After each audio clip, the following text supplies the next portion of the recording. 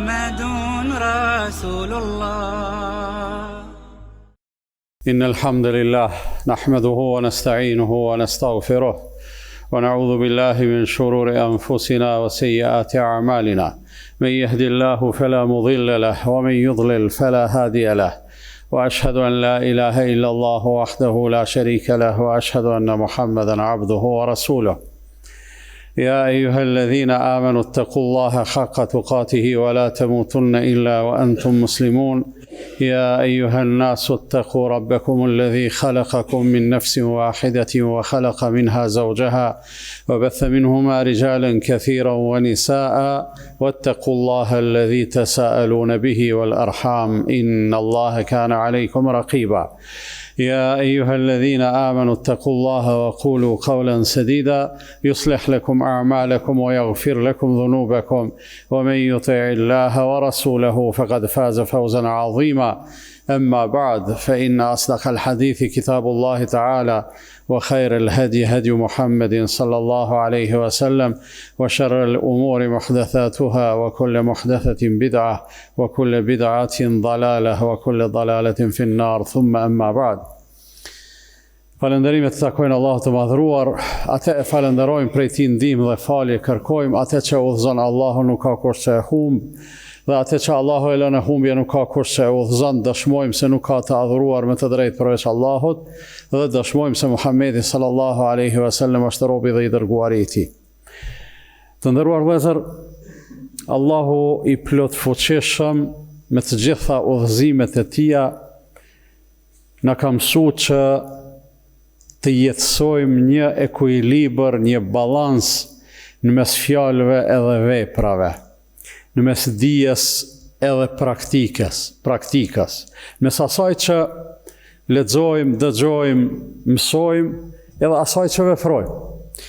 Dhe kjo frym e ka përcjell Islamin gjithmonë prej njeriu të parë, prej se ka shpallje, prej Ademit alayhi salatu wasalam, gjithmonë pejgambert i kanë thirrë njerëzit që me besu edhe me vepru. Realisht besimi jon është specifik pikërisht për shkak të kësaj se nuk është thjesht veç besim me zemër, po është besim, dëshmi me fjalë edhe konfirmim me vepra. Sahabët e pejgamberit sallallahu alaihi wasallam u edukuan pikërisht në këtë frymë. E kishin modelin e gjallë para vetës dhe e kishin shumë të lehtë dhe të mundshme me e kuptu se si aplikohen mësimet e Allahut fuqiplot. E kemi dëgju me 10 herë atë pyetjen që ja kanë bë Aishas radiallahu anha për etikën edhe sjelljen e pejgamberit sallallahu alaihi wasallam, kur është përgjigj, sjellja e tij ishte Kur'ani. Pra ishte një mishërim interesant, një përkthim i gjallë i të gjitha mësimeve të Kur'anit. Dhe gjithsesi, ata që patën nderin me jetu bashkë me pejgamberin sallallahu alaihi wasallam ishin shumë të privilegjuar, edhe patën mundësinë që paralelisht me mësu edhe teorinë edhe praktikën, paralelisht me mësu edhe fjalët edhe veprat. Për këtë arsye i kemi ato dëshmit, sikur se rasti i atij kur pejgamberi sallallahu alaihi wasallam ka fillu me fol në hutbe, edhe ju ka thonë njerëzve uluni. Edhe kur ka thonë uluni, njeni ka qillu në obor xhamis, ka qenë mrena në xhami edhe o ul, që aty ku ka qenë. E ka pa pejgamberi sallallahu alaihi wasallam i ka thonë pse ulet i aty. Unë thamë dëgjova urdhrin uluni edhe nuk i lash vetit hapësirë me diskutu edhe me kontestu atë urdhën. Ani pse ai ka ditë që urdhri ka vlet për ata që janë brenda në xhami. Po du të them nderuar vëllezër se gjithë ajo që mësojmë prej Islamit, çdo gjë që mësojmë prej Islamit, ajo patjetër do të më qenë ajo në të vërtetë është e aplikueshme, po patjetër do të më gjetë rrugën në praktikën tonë. Për çata pejgamberi sallallahu alaihi wasallam kur ju ka thonë shokëve të vet se kush është i aftë me përcjell fjalën e Allahut fuqiplot, ja u ka thonë një udhëzim interesant, ju ka thonë bellighu anni walau aya, prej meje përcjell në qoftë edhe vetëm një ajet. Pra një ajet nëse e ke mësu, ama e ke mësu edhe e ke kuptu që shdohet, që ato mos e maj, mos prit me i bo 10, por me thonë, qëta shumë mësova diçka për mi të regu dikujt. Realisht i tregon dikujt që ato që ti për vete e ke kuptu mirë dhe drejt. Po ato që e ke kuptu mirë edhe drejt, para se mja përcjell dikujt, ekziston një obligim, ekziston një detyrim, ajo është me e praktiku. Njoni prej tabinët janë gjenerata që i kanë taku sahabet, po nuk e kanë taku pejgamberin sallallahu alaihi wasallam. Njoni prej tyne, i quajtun Ebu Abdurrahman Sulemi, e përmend një sen interesant.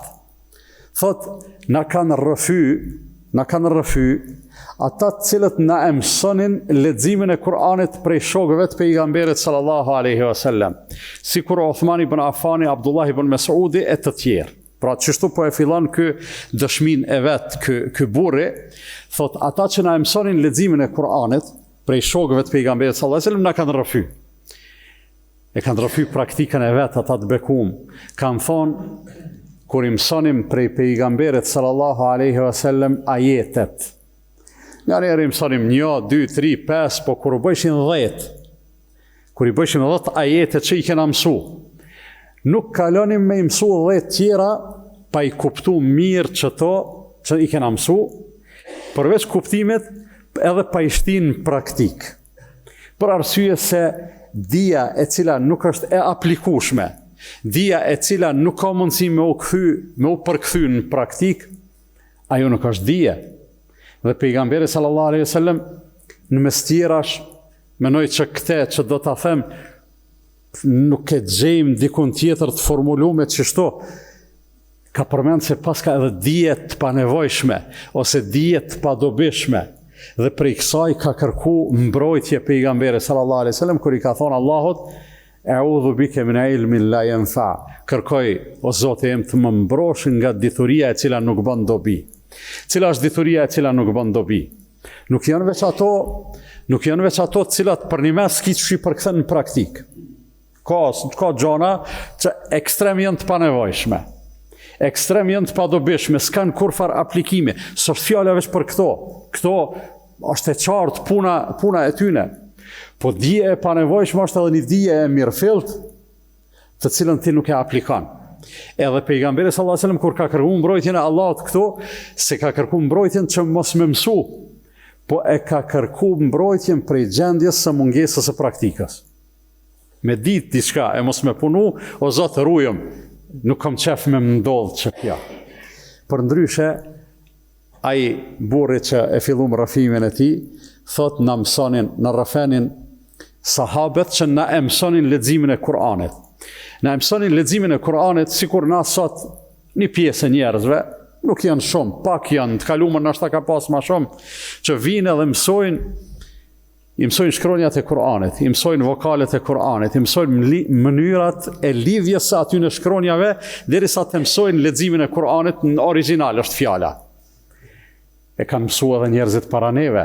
Mirë, po ata që e kanë mësuar para neve, edhe mësuesit e tyre ju kanë thonë që ky mësim thjesht veç i leximit të Kur'anit nuk është i dobishëm, përderisa të mos e mësoni edhe kuptimin e tij, derisa të mos e mësoni edhe mjeshtrin e praktikimit të tij. Dhe në fund ai burri Ebu Abdurrahmani që fillova rrëfimin e tij, ai thot se na ka thonë ai, domethënë sahabët na kanë thonë, fe kunna nata'allamu al-Qur'ana wal ilma wal amala ma'an. E që kjo është ajo fjalia që nështë e harrojmë krejtë rrëfimin, po që kisha pas qef me e majtë në mend, për arsye se shumë na hynë në punë. Thot, e mësonim Kur'anin, e mësonim teorin, e mësonim edhe praktikën, të trijat për një herësh. Nuk ka ma mirë se qështo. Me mësu fjallën e Zotit, që është teoria ma e mirë, që janë fjallet ma të mira, me mësu teorinë, pëse është nda këto dija edhe teoria prej Kur'anit, për shkak se na kemi nevojë me mësu edhe diçka ma shumë se Kur'ani, se nga njerë Kur'anin nuk e kuptojmë, në mënyrë të pavarur. Kemi nevojë dikush me na interpretu, kemi nevojë dikush me na komentu, me na sqaru e kështu me radhë, qysh kanë pas nevojë sahabët që pejgamberi sallallahu alajhi wasallam ja u bën një punë të këtillë. Kam pas nevojë sahabët që pe pejgamberit me mësu, ata tjerë që kanë ardhur pas tyre e kanë mësu pe sahabeve, deri te na që e mësojmë prej dietarëve, edhe pastaj secili i mëson atij që mundet me mësu Kur'anin, kuptimin edhe mënyrën e aplikimit. Që kjo është në rrugë vllazën, mënyra e garantume e të jetumit si musliman. Mënyra e garantume e të qenit besimtar, jo si mas tekeve tona, ose si mas dëshirave të kujt do qoftë, po kjo është mënyra e garantume e të qenit besimtar, si mas asaj që Allah i madhruar kërkon prej neve.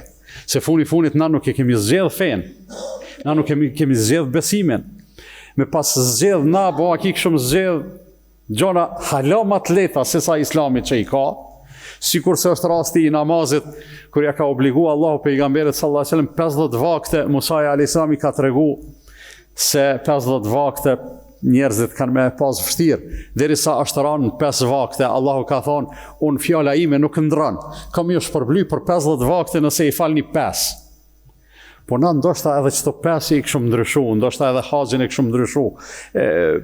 Pse me shku tonë për një herë, të konë me shku 2-3 herë në vjetë, që mos me u po shumë kalablak, pse Ramazani me qenë 30 ditë, të konë me qenë 3 ditë, pse kështu, pse ashtu, por nuk është kjo zgjedhja jonë. Feja i takon Allahut, besimi i takon Allahut, aje ka përzgjedh edhe aje ka kërku prej neve. E për me qenë besimtar, ki me qenë që ashtu qysh Allahu e kërkon, jo ashtu qysh ty në teket, qysh ashtu hamendja jote ose andja jote e dëshiron.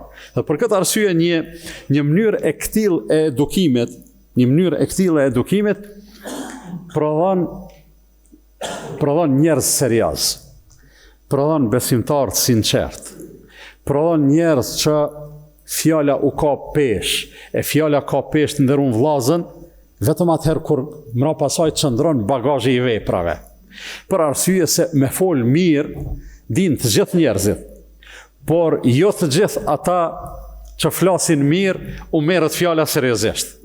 Për një arsye të thjeshtë, ai keni ni edhe keqbërësit më të mëdhej, me po me një të folë, thu Allah, qëta ko kanë, me s'me njohë, thu qëta ko kanë njerëzit më të mirë. Ose sot, kur flasin njerëzit do figura publike, fjallë ti kanë, thu, vetë që kjo koka. Mirë po, kur ja u këshyrë veprat, e shes se fjallës i mungon, fjallat devalvan kur mungojnë veprat në ndërun vllazën. E besimtarit i ka hije fjalla e mirë, për shkak se e ka dhe veprën e mirë. Besimtarit i ka hije dija, për shkak se e ka edhe praktikën, e kjo në gjuhën e besimit tonë quhet për zemërsi edhe sinceritet.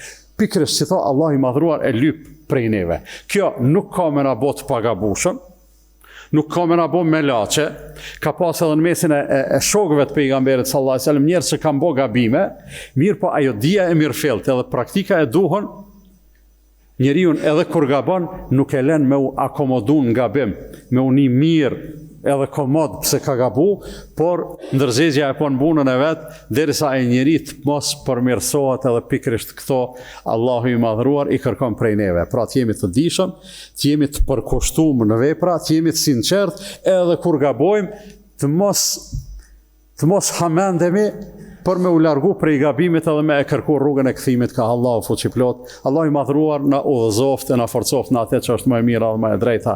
E them këtë që dëgjua dhe kërkoj falje për Allahut për vete edhe për ju, andaj ju kërkoni falje se Allah është falës dhe mëshirues.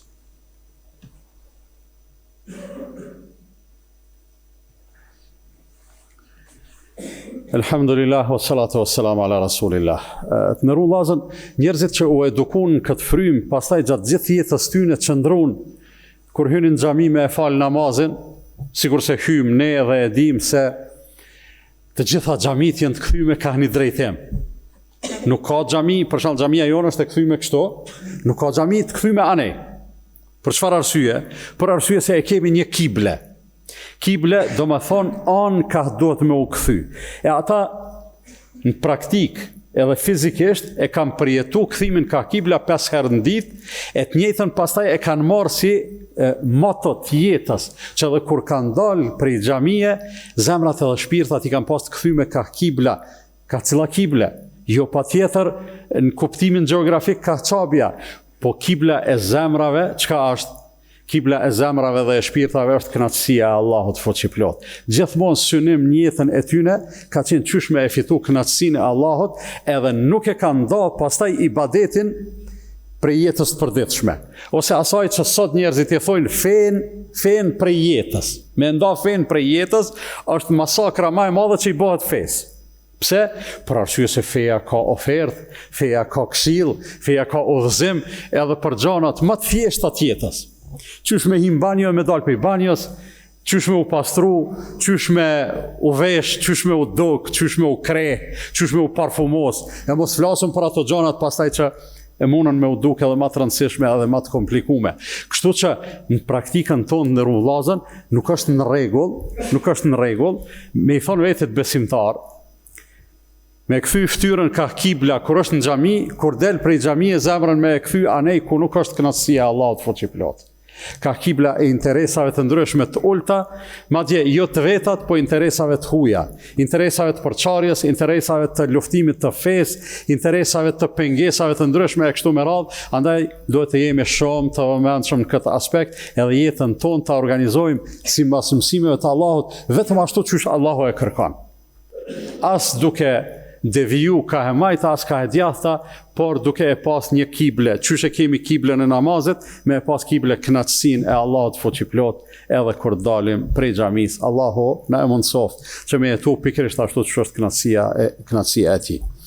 إن الله وملائكته يصلون على النبي يا أيها الذين آمنوا صلوا عليه وسلموا تسليما اللهم صل على محمد وعلى آل محمد كما صليت على إبراهيم وعلى آل إبراهيم إنك حميد مجيد وبارك على محمد وعلى آل محمد كما باركت على إبراهيم وعلى آل إبراهيم إنك في العالمين حميد مجيد اللهم أعز الإسلام والمسلمين وأذل الشرك والمشركين وانصر من نصر الدين واخذل من خذل المسلمين اللهم من أرادنا والإسلام والمسلمين بسوء فرد سوءه وكيده على نحره وأشغله بنفسه واجعل تدبيره وتدميرا يا رب العالمين اللهم ردنا والمسلمين جميعا إلى الإسلام ردا جميلا اللهم آت نفوسنا تقواها وزكاها أنت خير من زكاها أنت وليها ومولاها عباد الله إن الله يأمر بالعدل والإحسان وإيتاء ذي القربى وينهى عن الفحشاء والمنكر والبغي يعظكم لعلكم تذكرون وأقم الصلاة لا إله إلا الله لا إله إلا الله لا